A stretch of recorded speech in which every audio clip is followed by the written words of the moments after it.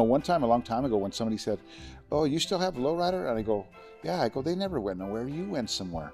I go, it's just like when you go buy a certain car, all of a sudden you're going to notice it on the street. You didn't notice it before because you didn't own one. But when you walk away from lowriding, it doesn't mean everybody else did. So when people tell me lowriding went away and this, I go, no, it didn't. You went away. I never went away. Lowriding's always been my lifestyle, and it's never going nowhere. As long as, to the day I die, I'll be cruising a lowrider,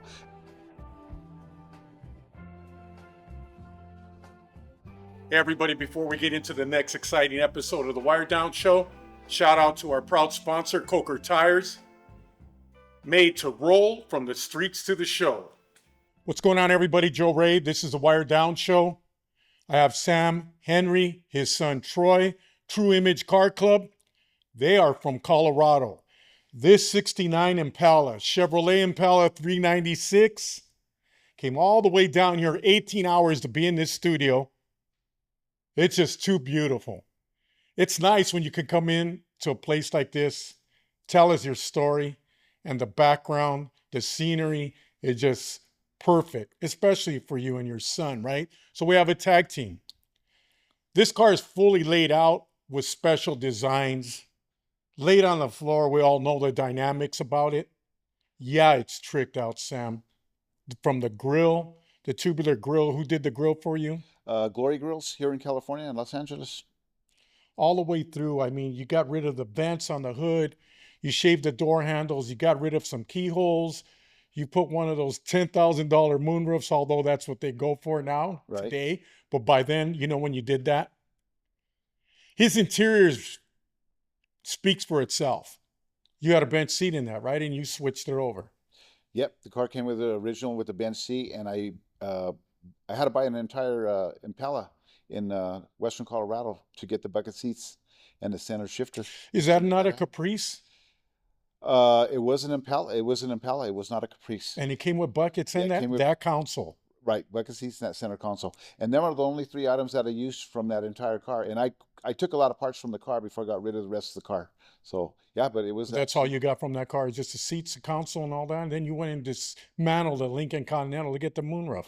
Right, a four-door... You shouldn't feel too bad. Yeah, four-door Lincoln out of Colorado Springs, bought the car, and took it all the way to Los Angeles to get that moonroof done. Speaking about Lincolns, your son Troy. Troy, you've got a Lincoln, huh? Yep, 81 Continental. It was previously was his Continental, was in Lowrider magazine. Cool. Going back to this beautiful car right here, who painted it for you? My brother from another mother, Sonny Valdez, I Candy Art in Denver. We grew up together building clubhouses, and we went into cars, and I went into hydraulics, he went into painting, and he's the one responsible for this, this artwork on this cars.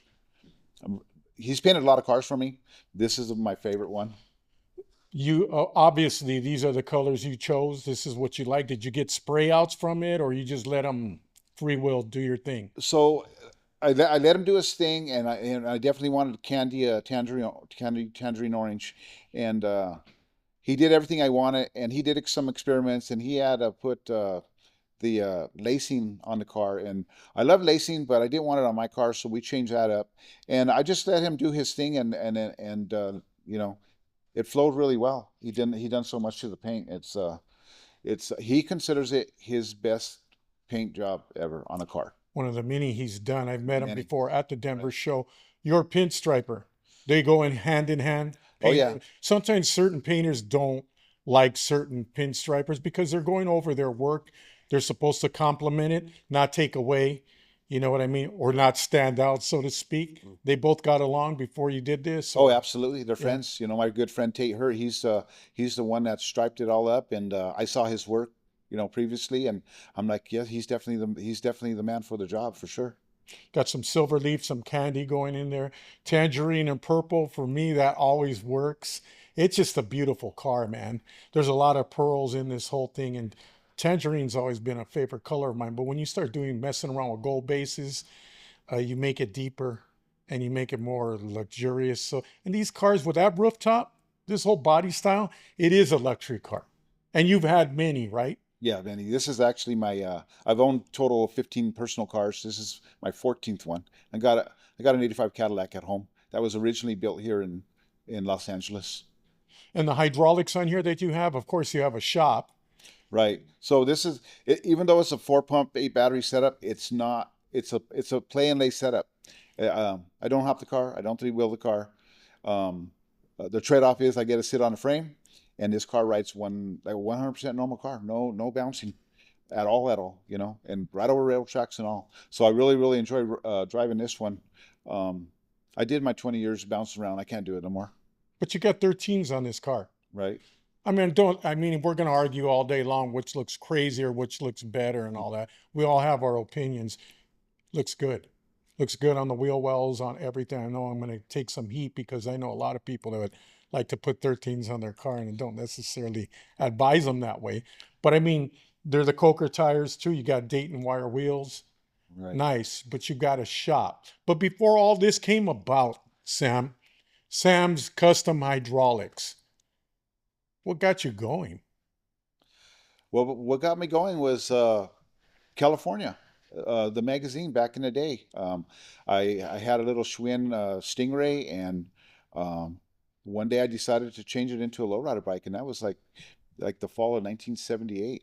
And then from there, I went into cars in the early 80s, and so absolutely, California is where it started for me.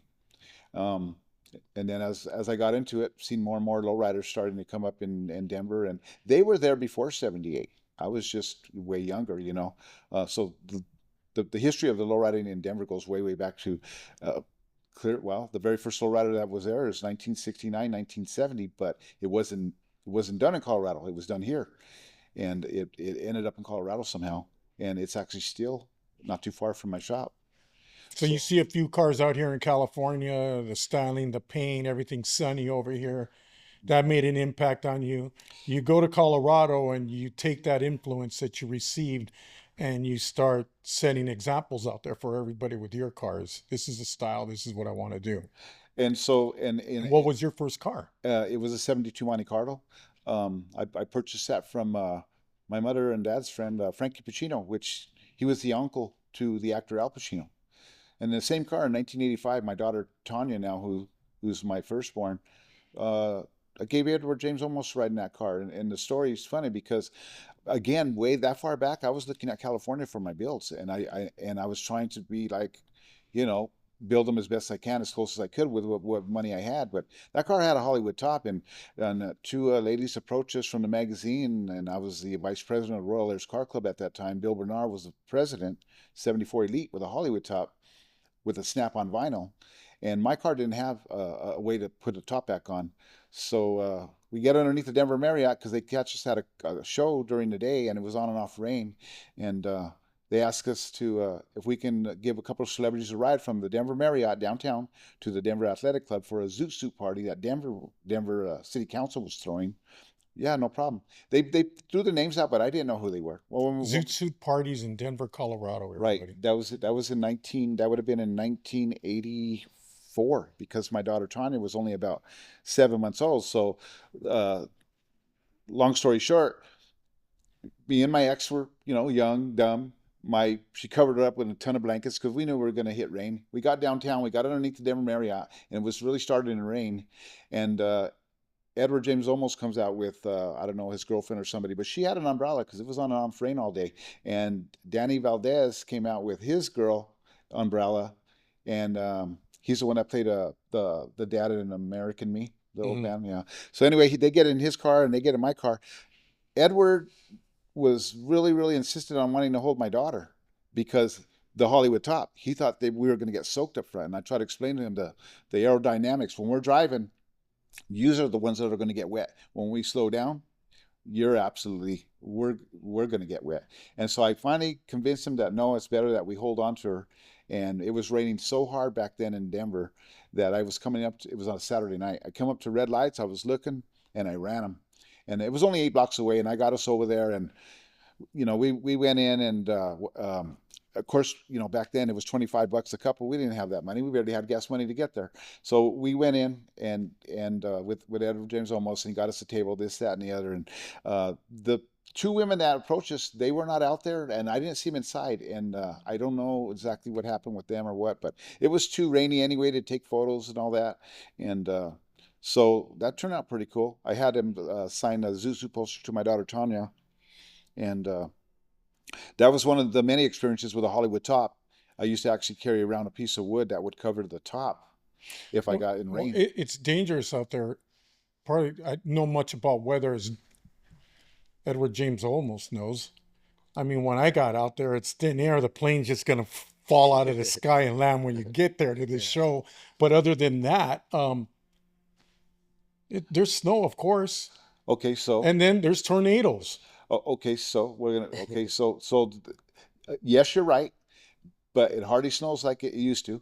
And when it does snow, it doesn't last very long. And as far as tornadoes in the city, I've only known ever of two, and they were like light touchdowns, nothing crazy, like you see on the news. Yeah. Um, so our weather, I mean, when people look at Colorado, all other states look at Colorado as like it's got to be a cow town.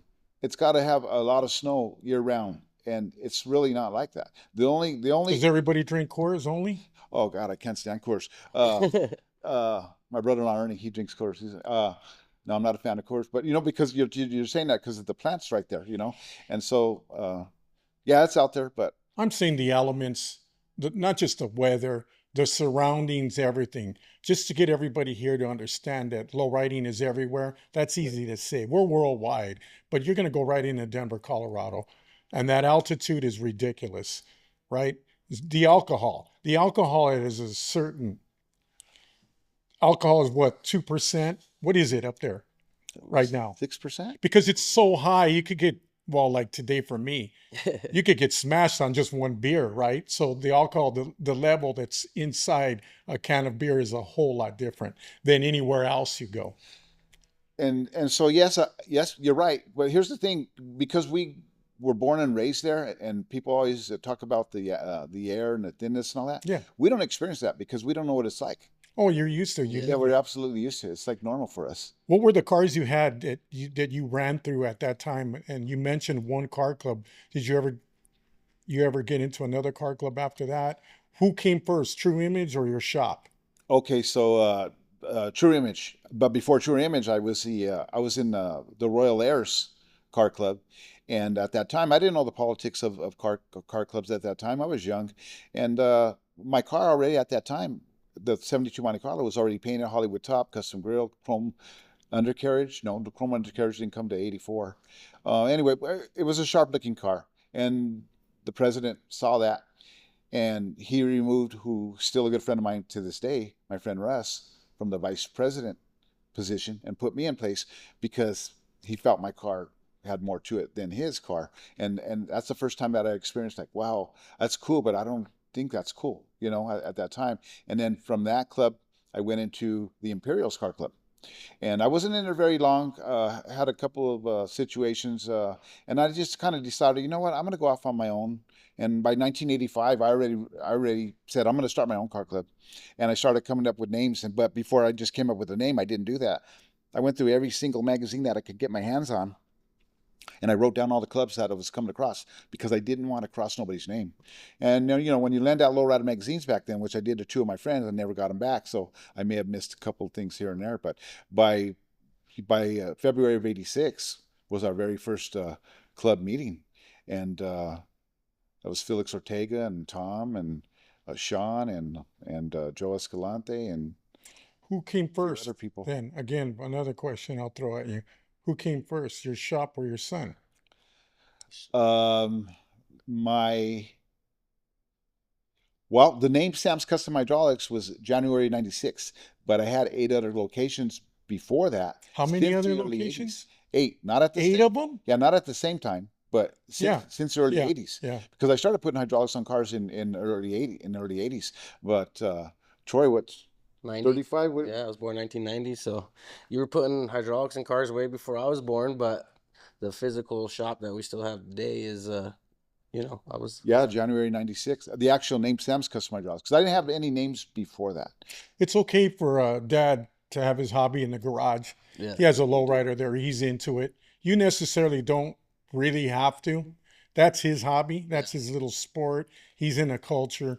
I mean, he has a shop now, Yeah, so he brings his work home with him. He's for sure. gone 8, 10 hours a day, and then he comes home with all of it. Yep, So yep. it's just not the garage. He has a shop full of that. So your influence is pretty easy right there, right? Yeah, Watching your dad. yeah, for How sure. did you start though? Bike, pedal car? Did you get him a pedal car to start things off No, I with? did No? not. Crazy story is I started with a actual car dancer when I was 13. Didn't never had a lowrider bike or a pedal car. Born and raised into lowriding, grew up in the car shows, but always just been rolling with my dad.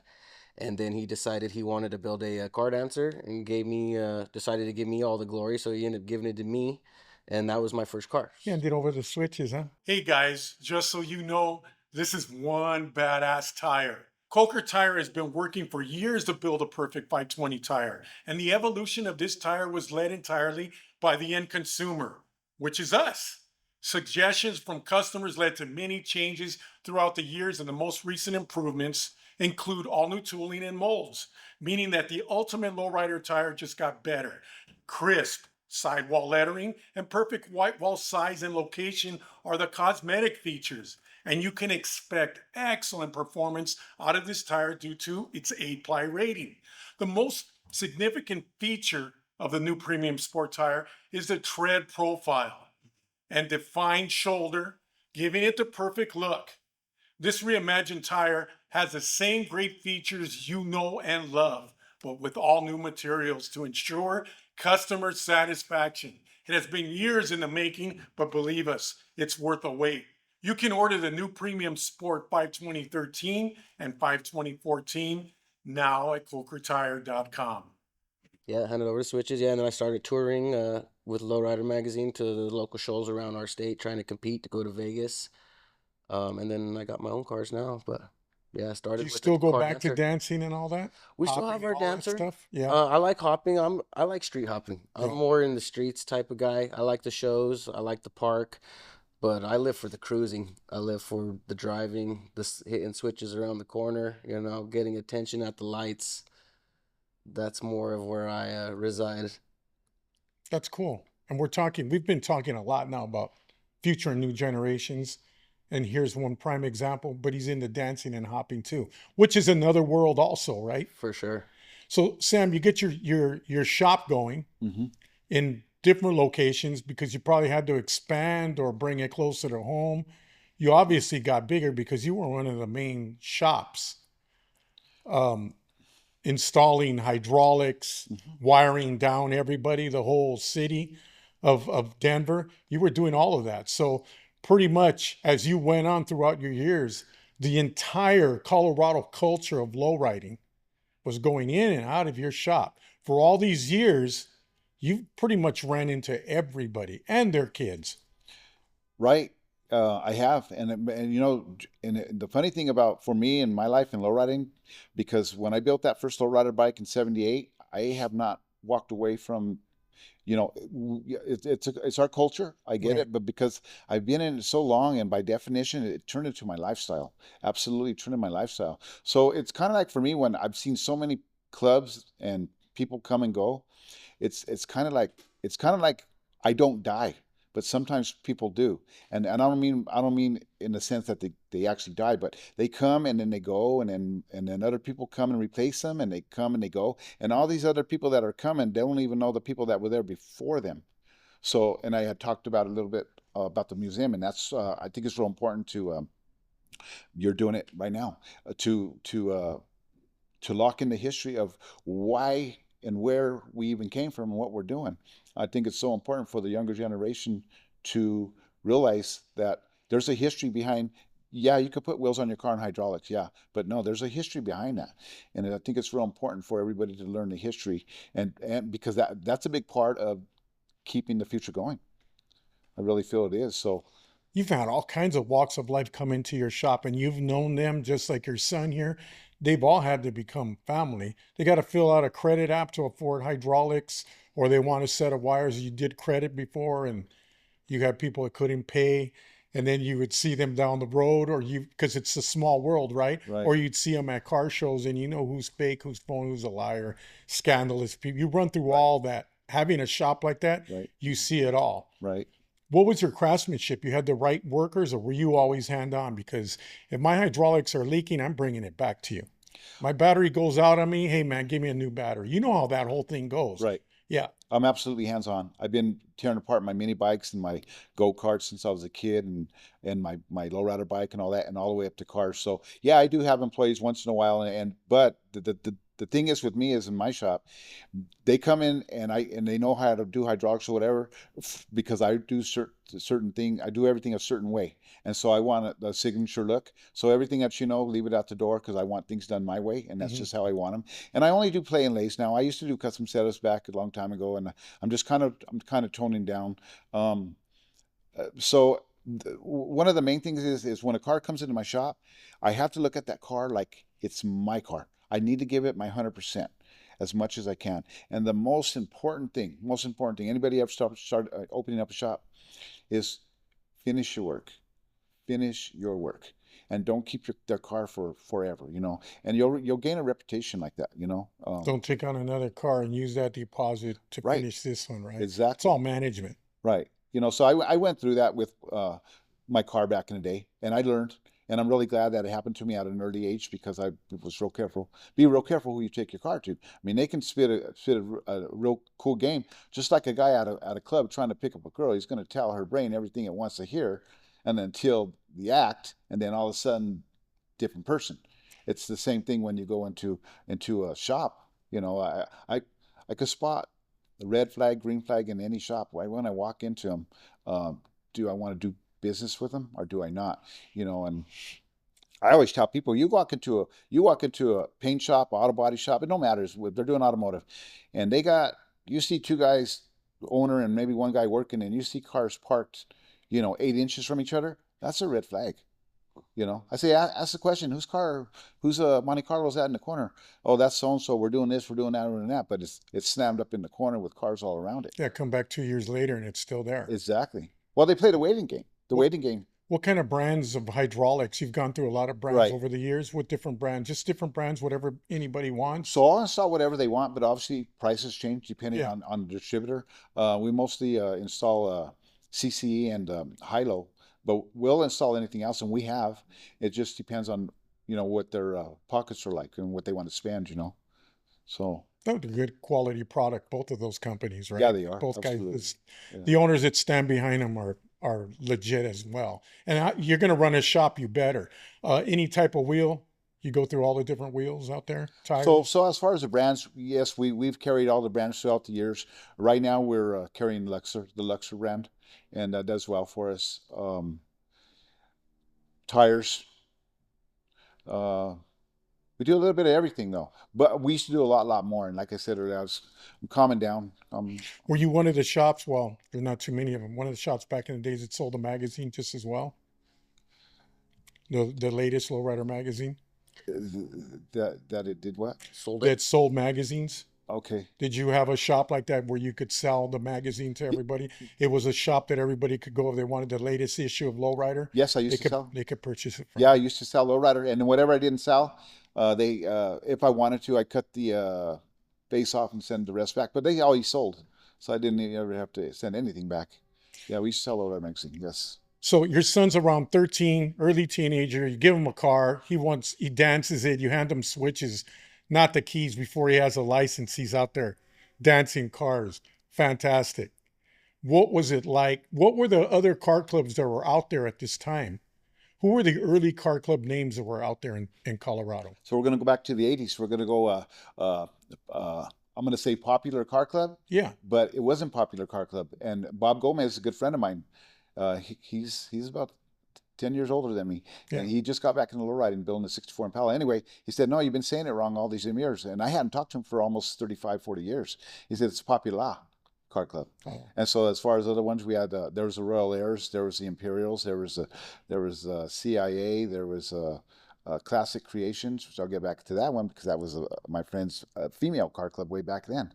And we had the Sophisticated Few, and There was a female car club in Colorado way back. that far back, yeah. And so I talked to her, getting some information a while back, and she said she started in 1980, 81, and us hearing a girl having a car club, Yeah. we're going to assume it's all girls. No, it wasn't.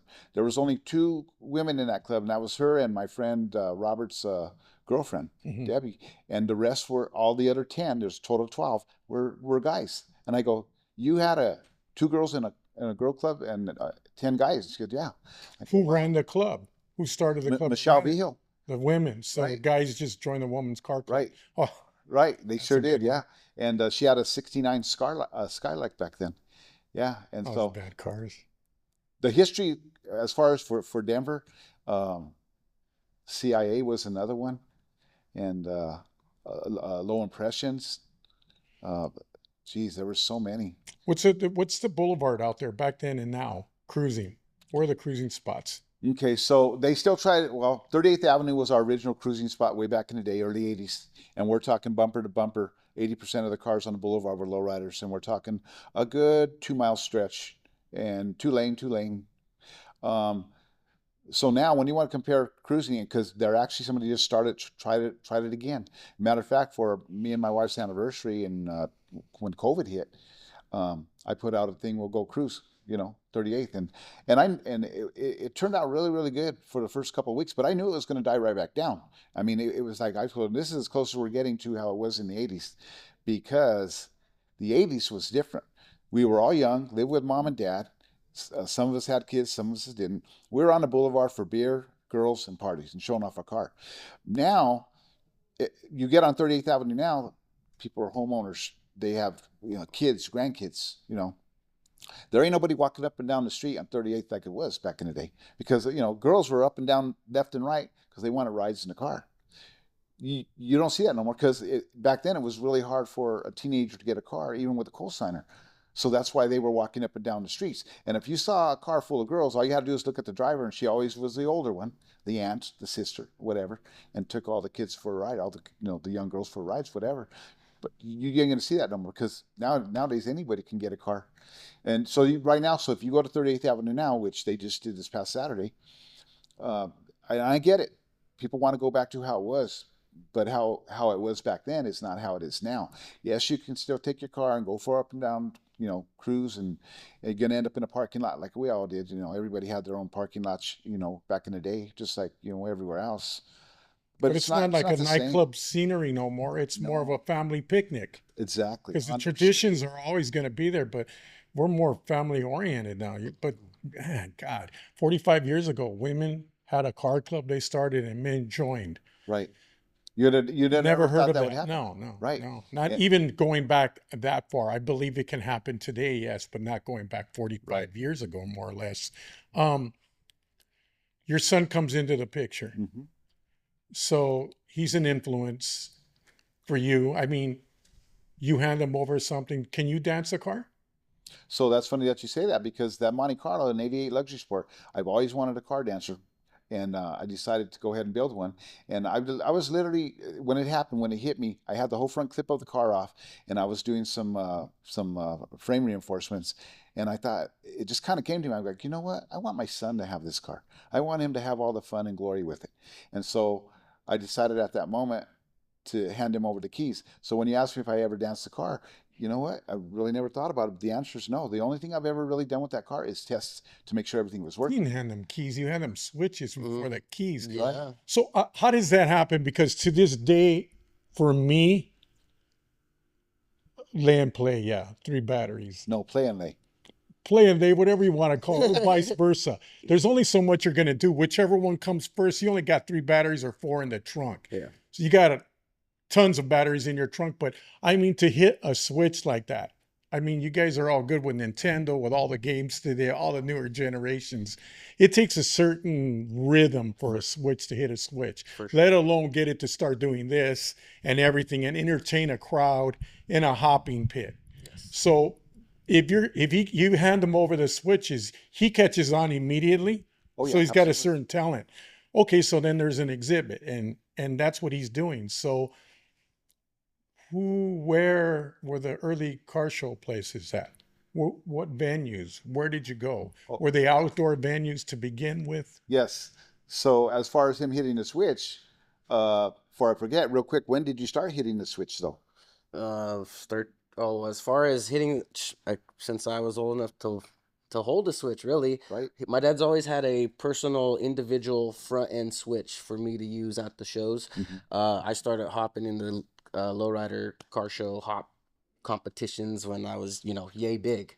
So I don't know how old I was when you first gave me a switch, You but were probably about 3, 4 years old, somewhere in there. As long so I used to put so much tape on that switch to make it so he can grip it better, and he would hit the switch, and the whole thing would go with him, and I got to teach him to cut tight and just tear up the car, burn up motors and everything. I didn't care. That's how we did with the car dancer. We go to them shows and we put 4 brand new motors in there. Within 10 minutes, they're smoked.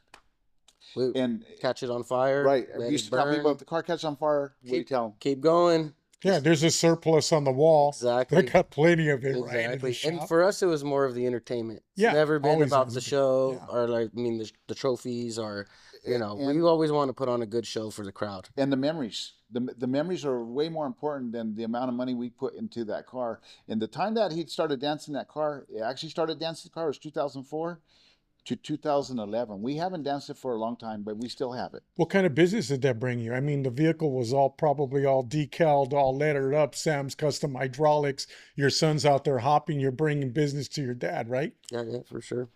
Yeah, and especially that during high school. I won best car senior year in an '84 Monte Carlo stock on some wheels. Didn't even have lifts on it yet. And I encouraged a lot of friends to get cars as well and take them to the shop. The thing is, when we go to the shop, though, my dad doesn't necessarily do the work for me. He has me do it, so I have to work on my own Hands-on, cars. baby. Yeah, Yeah. I gotta work on my own cars. He guides me through it and helps me out with what I got to do. But yeah, I've lifted multiple cars, my friends' cars, all through my dad's help and his influence. Yeah, That's and the as far best as way to inherit low riding. Your For dad sure. hands it down to you, but he shows you what you're going to get into. For sure. All your high school buddies, they're in the football prom and all that, and you got a car that dances. You're in the hydraulics in Colorado, so you had to have stood out different from everybody. Funny you say that. Literally during senior year prom, it was either homecoming or prom. We took my car dancer to my high school and danced it in our parking lot. My coaches didn't like it because I was on the football team. I was supposed to be focused on football. Right. But of course, lowrider's the lifestyle. So we brought it and danced it in the school parking lot. Broke an axle in that parking lot. And had to tow it away. But yeah, That's what it's all about. yeah, and even during lunch and stuff, I would sometimes pick up his lowrider and cruise around the school and pick up my buddies. And So what happens to you as you leave high school? Did you go to college also, or I did. what did you do from there? I did go. I went to college for industrial science, and then after that, I started my own business, and now I work for a company doing remodels. But the cars are always still there. I've always had a car. Always had multiple cars. I still buy cars. I like to buy cars out of the field and try to put them into someone's hands that will buy them. So I've been, grabbing cars out of fields recently. A couple others in mind, but When you were in high school, were you already in True Image? you're born and raised. Yeah, never been. Already wearing colors, huh? Yeah, never been in another Since club. you started the club, you put on colors. yes, Yep. Same with my kids. All of them born and raised in True Image shirts. You knew he was going to earn that. oh, He's going to earn the plaque and the whole thing. yeah, absolutely. Yeah, And he is a chip off the old block. I like that you have an 81 Mark 6. It's a Mark 6, right? Continental. Mark 6. I like that because that is a whole different style of low riding. Now you're getting into the real luxury cars, right? But your dad had mentioned earlier when we were unloading the car here and everything that you also have a Monte Carlo just like his. Yeah, Chip yeah. off the old block. So, and a chip off the old block is for real. Well, the 81 is a car he actually built in the late 90s, and it was sold, gone for 10, 15 years, came back around, and I bought it. My first car, not my car dancer, but my first drivable car was an 84 Monte Carlo, also based off him. He's had 3 of those G-body Monte Carlos, the same color. And now I'm on to the 72 Monte Carlo, which is same from him. He was his first lowrider. So we discussed, putting in a moonroof or even Hollywood topping it like he had before. But yeah, pretty much just follow his steps. You can't pry away that Cadillac he has. You have a black on black Fleetwood Brougham d'Elegance Caddy. Beautiful. With the quarter windows roll back. Right. You pick that car up over here somewhere in Southern California and you have it up there, man. Every time I go up there, man, I just look at that car because I had one way back. And there's just something about those cars with that little quarter window, the whole thing, even the vinyl top on it, the way they did, it just looks like a limousine. Right. So the car. You haven't sold that car yet. No. So the car itself. You was want too originally- much money. Yeah. kidding. Well, he likes the history with everything, right? So Right. so some people it's just a Cadillac, right? But to him, he carries the history behind it, which is about what he's about to say. Go ahead. Which brings value to people who care about the history. Well, yeah, and so yeah, he touched on a point. So the car originally was built in Los Angeles. They called him Choo Choo from Public Enemy. King Cadillac passed away. I did a lot of history on the car, and passed away. And then the car ended up going to Japan for a while, and then it came back to L.A. And then from L.A. it went to Double Trouble in Texas, and from Texas, San Antonio, to a guy who was raffling cars off. And my good friend, my brother from another mother, Adrian, that did all the body work on this one, Choice Auto Body. He won it in a raffle, $250 raffle, 100 tickets, 25 grand, and he won it, and I purchased it from him. And so as far as like the history of the car, the windows and all that, it's the first, what I can tell so far, it's the first car ever done. And then I come to find out through the internet, his son contacted me, and there used to be a shop out here called Area 51, and I remember that name years ago, Area 51 Customs. Mm-hmm. And the kid was telling me that his dad is the actual one that actually did the windows for the guy. And so I'm sure there's more history to it, but my whole thing about the car is the value of it to me is it being one of a kind. And I got to tell you, yeah, I put it on Cali Broker $110,000 at one time, and I got all the heat from it, And my thing was like, man, at that time they just sold that another one of them baseball cards for $25.2 million, and because people do like the first, and they do like history, and they will pay for it. It's like me. A lot of my friends, like, as much as I spent on the Moonroof plus to take it all the way to California to get it done, they're like, I go, you don't understand. That'll make your car pop so sweet, and you're only going to pay for it one time. It ain't like you pay for it once a year, and do it. We only live once. When I got this car, a lot of my hot rod friends and my lowrider friends, not mostly hot rodder guys, leave it original. It's really close to 100% how it was, right? And I said, let me tell you something. I said, that thing's metal, and I'm flesh, and I'm only going to be here so long on Earth, and I'm going to enjoy the car how I want to enjoy it. Because once I'm gone, this car is going to still be around. But once you're gone, your kid takes over, and Right. he already has already. So it continues your legacy, your last name, your shop, your whole culture, your club, and everything. What's it like to get a car out there? Are there any cars? Are there any more Impala Classics, 57s, 59s, 63s, 62s? Are there any cars like that out there still left over where everybody can snatch and no one knows the value? And if there are, they're probably gutted from the inside because of the weather. What is it like out there to try to acquire a car? Or do you, and how many years now going on since everybody their investments, where do you go to buy these cars? Where do you go to find them? You just told me right now you're not too far from Kansas. So you have to go farther back east or come back to California and Arizona.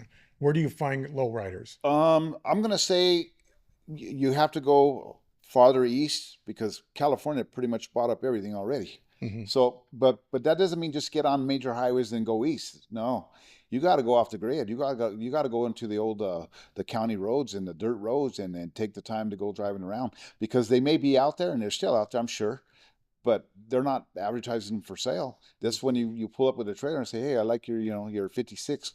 How much would you sell it for? Well, it's not for sale. I go, well, not me. Would you sell it though? Well, yeah, maybe. And so that's the way they're finding cars. But as far as like a lot of the cars that are, what's going on now is everybody's buying cars from somewhere else already done, or if they happen to find a barn find, then they're gonna. Are there barn finds out there? What do you expect to get in say- a barn in Colorado?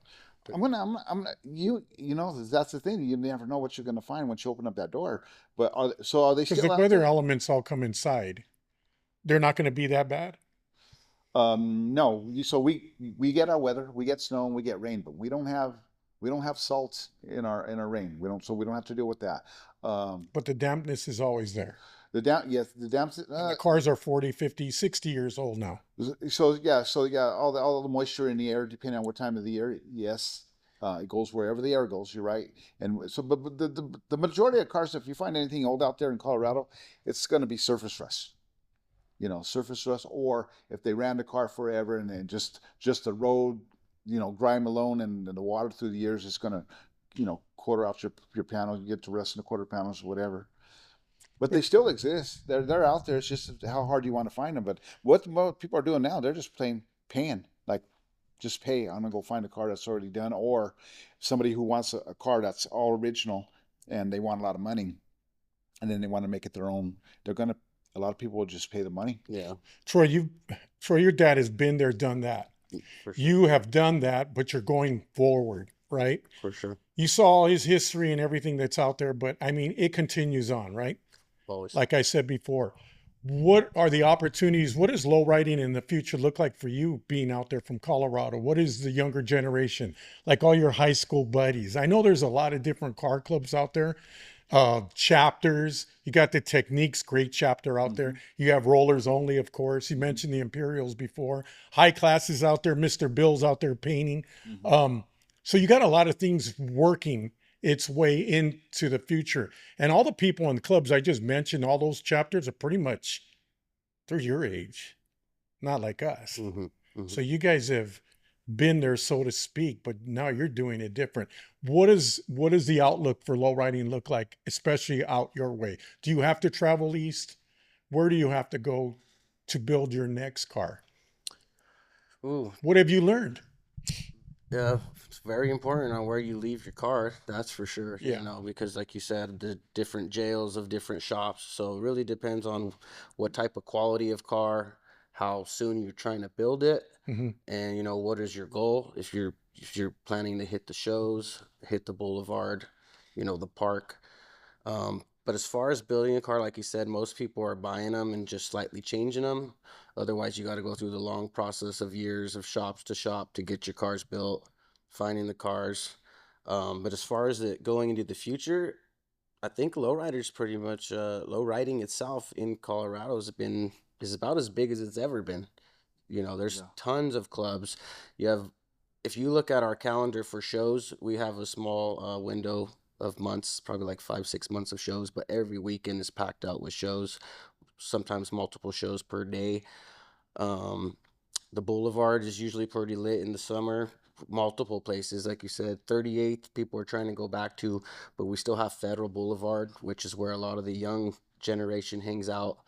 And then on Sundays, we have Berkeley Park, which fills out pretty nice most Sundays. Um, but yeah, I think it's going in a good direction for the future for sure.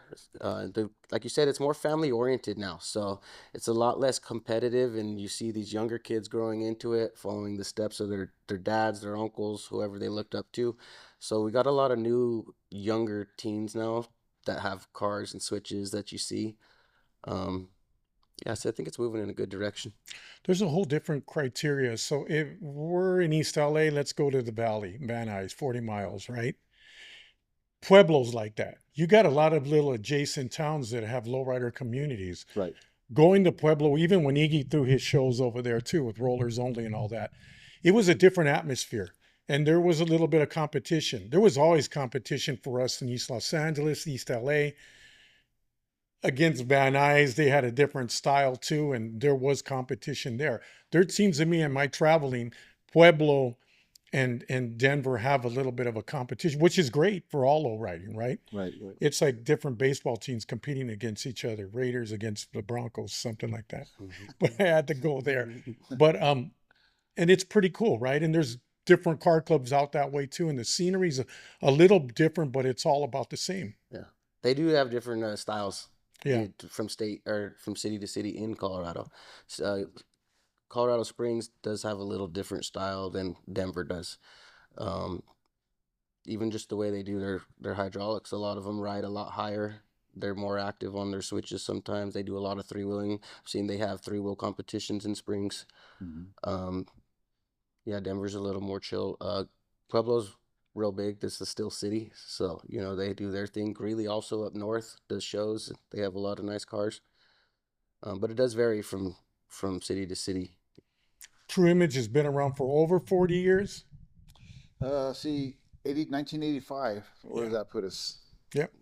Yeah, yeah. So About 41 years, right? yeah, How many members are in there right now? right now there's only the club's been up and down, come and gone. Like all. About 66 members total, come and gone.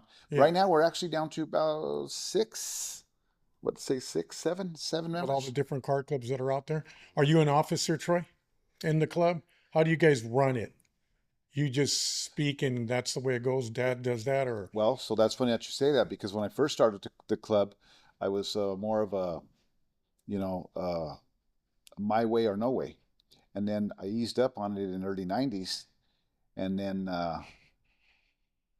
went more back to, my way or no way. And I know that might sound kind of harsh, whatever, but the reason why is because, you know what, you get too many chiefs, in the meeting, and the club starts to go haywire. I mean, if you have strict rules and well, not necessarily strict rules, but how you feel your club should be, how you want to run it, it's their choice if they want to get in or not. And so, but the club, I've had it shut down to people getting in for years and years because, you know, the more members you get, the more stress, this, that, and the other. And I thought about opening up the floodgates again. There's a lot of people interested in my club, a lot of people. And but we're as still good times friends. change and you have an experience that my way, no way doesn't always work, and you can't be yelling out at the same guys that have been there for 40 years.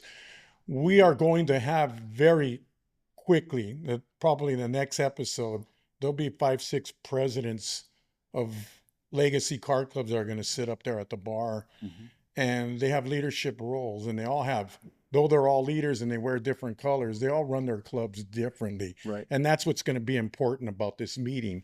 But then I like to see how they take their reputations and their images and how they push them forward, because along with all of those jackets they'll all come in here wearing, traditions follow, and they got to keep that going, and that's what you got to do, and that's what you got to go out there and reach out there. Younger generation out there, what are they into? Are they into classic cars, Troy? Are they into Chrysler 300Cs and airbags? Are they into, well, I understand if they're in the 4xs, I get that too though, but Yes. So that's the thing is, it kind of just depends on who you hang out with. And so for me, I kind of hang out with a little bit of everybody. I got sports bikes. I got a BMW. I got the Lowriders. I like the donks. Don't have one, but looking for Harleys. So it really just depends on who you're around. Whatever crowd you're around, there's always going to be the youth there to follow those guys up. On One of the biggest things though out right now are the trucks. That's kind of who lowriding competes with at our park. Sometimes the trucks will come in and they'll take over a park just like lowriders you will. think it's a fad? Well, trucks belong up there, but do you think it's a fad that's going to come and go? I would say so. I mean, everything sticks around, but I would believe there's going to be a new trend coming that the kids will catch on to, you know. But me and my dad had this conversation about, with these new trends, in having the lowrider lifestyle. If you grew up into this, it kind of just spills over into these other fields, like Right. same for my sports bike. I've discussed painting a candy paint job on it, and that'd be, no, like, what are you pulling up to a car show and that kind of thing for? But because we grew up in this, it kind of spills over into everything. Um, it's just, yeah, it's hard to say. Anywhere you go in any crowd, they got the 4x4s, the sports bikes, the Harleys, the import cars, the big wheel cars, the lowriders. Denver has groups of every category of cars. But I think it'll just change with as time goes on. There'll be a new fad, and lowriders will come back around. It comes in waves. It was real big in the '90s. Um, I mean, be you. The way you're speaking right now, the way you hold yourself, your dad might be a chip off your block, and that's talking about the future right there. That you have a good head on yourself. You're gonna have to lead by example. Of course, the car speaks for itself always. You have heritage with your dad and all of that. Going back to your dad here, which one is your favorite cars out of all of them you've ever had? So I want to say the Monte Carlo, the '72, my very first car, because that was my very first lowrider, Yeah, and we everything always that have was that. done to it. But this one right here, and if I had to pick, I'm gonna probably say Silent Whispers right here, my '69 Impala. Um, my Why toy. silent whispers? What does that mean? Because most of your cars, you were telling me, you named them all silent whispers, not one, silent whispers two. Why that name? What does Right. that mean? I get a lot of heat on that. My very first Monte Carlo, it did not have a name, but after that, every car was Silent Whispers. Um, Silent Whispers. I said I want to build a car to where I don't really need to like explain it at every show or whatever. It's just an attraction to the eye, and it speaks for itself when you walk around and look at any of the cars that I Speak built. softly, carry a big stick. Right. Bang. So that's where the name came from, Silent Whispers. Um, and it works for me, you know. And who knows? This is the last car, Joe Ray, I'm building. This is the last That's one. it? This is it. I Your know. your kid doesn't have you on the edge? You know, I'll always be in low riding to when I pass. Hmm. But I really, you know, would I like to build another car? Yeah, but is there something more than I want than a '69 at this moment? No. Um, this car goes to Troy when I'm gone, so it'll still be around. I get the Cadillac. Yeah, sure. I'll, Just I'm I'll What do sure. you put it do on out that. there? What is True Image? What does Sam's Hydraulics do out there for the benefit of the community? Okay, so Charity events. I know you have that you've invited me to go out there camping. That's beautiful. All the families get together. oh yeah, But what do you do for the community to get respect for all of low riding? What's so your example? So the answer to that would be the number one thing I do for the community, and I'm like the second offset, because I feel when I go and I enter these car shows, which I've entered hundreds of them, if over in 1,000, I'm sure. I've done so many car shows my whole life. So whatever they're doing, they're having a car show and they're collecting money for a benefit or whatever. By my entry alone, I'm contributing to that, but on the second level. Hmm. Okay, so True Image Car Club, believe it or not, we have never thrown a car show, but we have supported car shows forever. Now car shows, you go to a car show now and everybody does raffles and all that. And, it's cool. I get it. They're trying to make money for whatever cause they're doing. And I buy raffle tickets all the time for stuff I absolutely don't need to what's on the table because I already have it. So literally 95% of the time, whatever tickets I bought, I give them away to somebody. Um, and because I'm not always going up there to when they start raffling off the tickets and all that, I just give them away. Um, so as far as like giving back to the community, um, me and my wife for years, and there's a funny story about what I'm about to tell you. I've always did contributions and donations to the shop, and the majority of it is in the cash end, right? And so we have Friday nights at my shop, and all kinds of different clubs come and we all drink, and then everybody gets to bullshitting and making fun of whatever. And one of my friends one day he said, you're a Jew or something like that, and I go, they use that term. I'm not trying to be. Anyway, I said, well, hold on. So I went to the office and I came back with a binder. And it says contributions and donations. It's full, you know. And I go, match me real quick. Match me on this real quick. And he goes, that's just no. And so I said, hold on. So I went back to the office and I brought three more of them binders of me and my wife's contributions to the community of so many different organizations. So yeah, so I mean that's my small part of giving back to the community. I'd like to add on that. Also, for me, I know the money is important in giving back, but he does a lot of talks with the youth at Oh schools yeah, about the culture, the history, low riding, I've done a lot of them. Yeah. and I think that plants a seed Oh, absolutely. that takes this a little farther than what money can give. Right. I've done a lot of talks. Biggest one was at a school with over 700 students, that turned out really, really well. I've done that for years. Try to influence them. Well, Yeah. the culture is beautiful. It's not just about the cars. There's a whole lot involved in there, but the artistry, the whole thing, and you could hand out some business cards. I'm just joking. Low riding today, then and now for both of you guys are mentors for everybody out there, especially your territory, True Image. It's very True Image what we have here with these two guests. What would your advice be to everybody out there? You, Sam, first. You're an entrepreneur when it comes to low riding. History, you have a shop, you've built the cars, you took care of your kid, you brought him up right. What would be your influence to everybody besides listen to this show for everybody else out there? Go ahead. Um, Visualize your dream. If you want a lowrider, visualize it in your mind. Go out there and find a car you want and get it done, and um, learn your history. I think that's probably the most important thing in the lowriding culture right now is to learn history of lowriding. I'm a history buff, and I'm always talking to people about the history of lowriding. And I talked to you about it earlier. I am working on the future Denver Lowrider Museum. I have all the artifacts for it. Just need to find a building.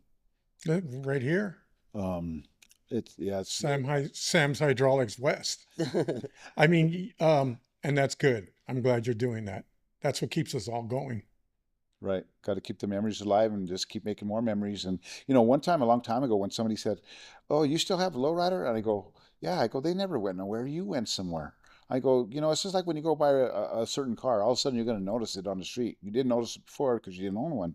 But when you walk away from low riding, it doesn't mean everybody else did. So when people tell me low riding went away and this, I go, no, it didn't. You went away. I never went away. Low riding has always been my lifestyle, and it's never going nowhere. As long as, to the day I die, I'll be cruising a low rider, and so for me, I got to do my part, and I'm doing it any way I can to keep everything going. And real quick, I want to touch on a story when he talked about high school. One of my G bodies back in the early '90s, my brother Johnny, um, I gave him a ride, and it was all already candied, and it was featured in Lowrider magazine. And I dropped him off at the school, and back in my day, I don't care about it. I was a nerd. I was the one that had two friends in high school. It didn't bother me none, and probably that's why where I turned out where I am today.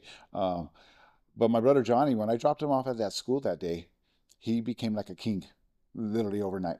Because, and unfortunately on the way up here, on the 605 coming up,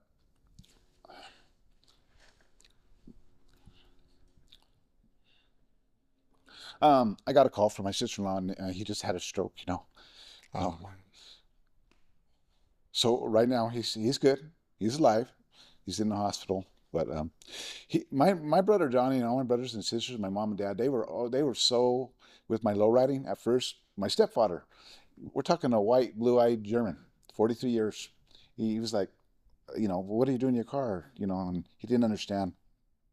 But once I got into it, and he realized, it was cool, and I showed him the Lowrider magazine, this and that. He was not a car guy at all. He grew up on the farms in eastern Colorado, and he used to look at the cars, and he thought it was cool and this and that. And then when we had barbecues and stuff, my mom and dad all of a sudden were showing everybody my car, what I did to it, and this and that, And a real quick story with my stepfather, love him to death, rest in peace.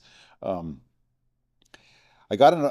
went to a club with my Monte Carlo in 1982. It had either rocks in the back, because I used to put rocks in the trunk before I had hydraulics, and it might have had hydraulics in the back. I wasn't sure. But anyway, left the club, drove about a block away.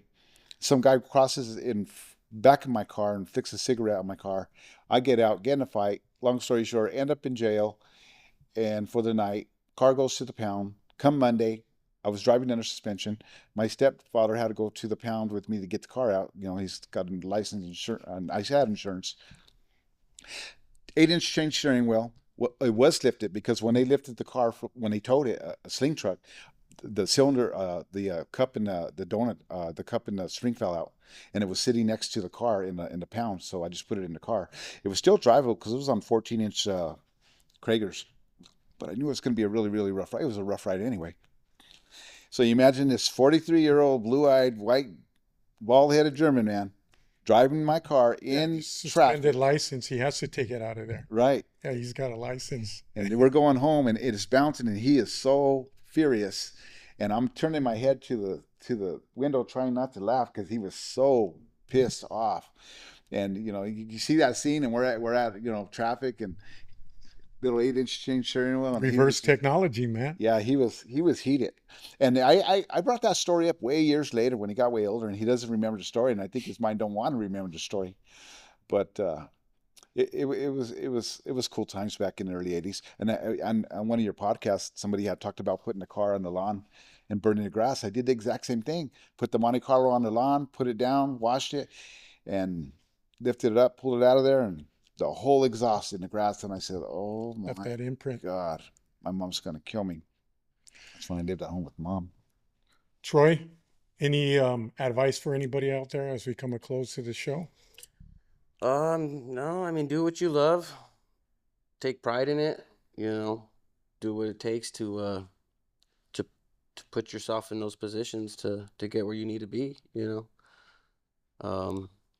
just have a passion for what you do, because without that, it's going to show, the quality won't be there. And you need a good teacher. A good teacher. It's going to take the time. Well, like a dad. Yeah. And that's why Lowriding has its traditions. Sonny Eye Candy Art, the one painting this, has actually been teaching me how to candy paint as well.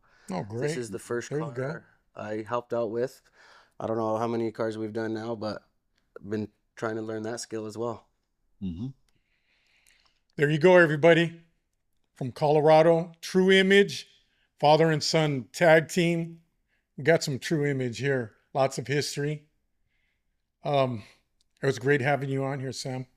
Beautiful car. Thank you. It fits a backdrop. You could leave this one here if you don't bring the Cadillac. You can leave this one right here at the back of the wall. But beautiful atmosphere, great backdrop. Your son's proud of you. I'm proud, man. This is a good episode, everybody. So I'd like to throw a shout out if I could. Go ahead. So, like I said, low riding for me started because of California. So I pay homage to old schools like yourself, a lot of others in Los Angeles, California, and especially to my beautiful wife Angelique and my kids. Tanya and Christina, Troy, Shailene, all 10 of my grandkids, my first grandson Gary, because they're all in it with me. My kids seen me come up with lowriders. They were, I had them before they were all born, and my grandkids see it all now. And definitely a big shout out to all my customers for sure, and a really big shout out to all the car clubs that have come and gone in Colorado, and of course all the ones that are there now, because they're a big part of keeping our culture going. And they're doing it through all the car shows and all the cool stuff that they do in Denver.